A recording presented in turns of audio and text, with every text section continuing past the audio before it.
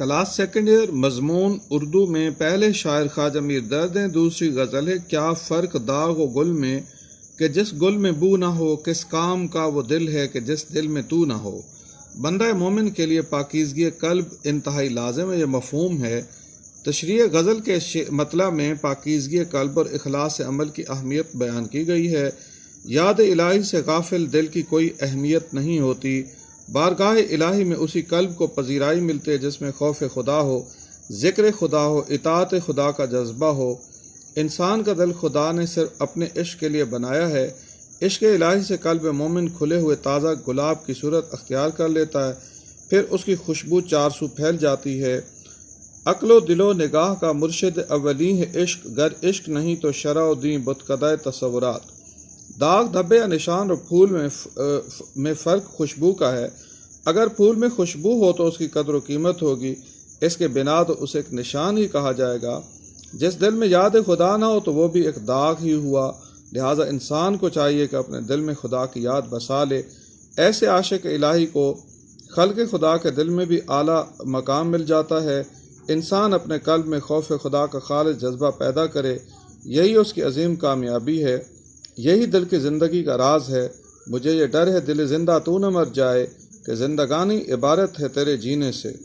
دن اور رات ایک وقت میں نہیں آ سکتے، آگ اور پانی نہیں مل سکتے، ایک نیام میں دو تلواریں نہیں سما سکتی۔ بالکل اسی طرح ایک ہی دل میں اللہ اور اس کا غیر بسیرا نہیں کر سکتے۔ محبت خدا اور حب دنیا جمع نہیں ہو سکتی۔ بس رب کی یہ طلب ہے کہ بندہ خالص اسی کا عبد بنے، دل میں دو رنگی نہ ہو۔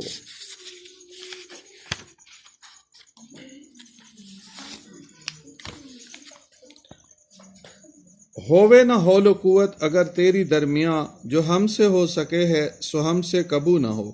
تائید ایزدی کے بغیر کوئی کام نہیں ہوتا۔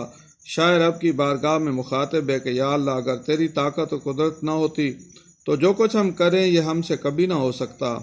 فلسفہ جب صوفیاء کے ہاں عقیدے کا درجہ رکھتا ہے، ان کے نزدیک انسان مجبور محض ہے، اسے اپنے اعمال پر کوئی اختیار نہیں ہے۔ وہ جو کچھ کرتا ہے در حقیقت اس سے رب کی ذات کراتی ہے، اس کے تمام تر اعمال اللہ تعالیٰ کے ہاتھ میں ہیں۔ شعر میں حول و قوت کے الفاظ در ذیل کلمہ سے لیے گئے ہیں۔ لا حول ولا قوت الا باللہ العلی العظیم۔ بقول شاعر تھا عالم جبر کیا بتاویں، کس طور زیست کر گئے ہم۔ فلسفہ جبر کے مقابل فلسفہ قدر والے بھی ہیں جو انسان کو مختار کل سمجھتے ہیں۔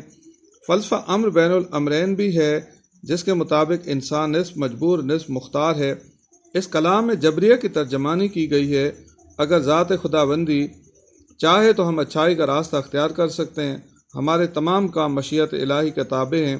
اختیار تو صرف ذات خدا کے پاس ہے، باقی تو جبری جبر ہے۔ ہم کسی راہ سے واقف نہیں جو نور نظر، رہنما تو ہی تو ہوتا ہے جدھر جاتے ہیں۔ ایک خوبصورت پہلو یہ بھی ہے کہ ہم اللہ کی دی ہوئی طاقت کو استعمال میں لاتے ہوئے اچھا عمل کرتے اور برائی سے رک جاتے ہیں۔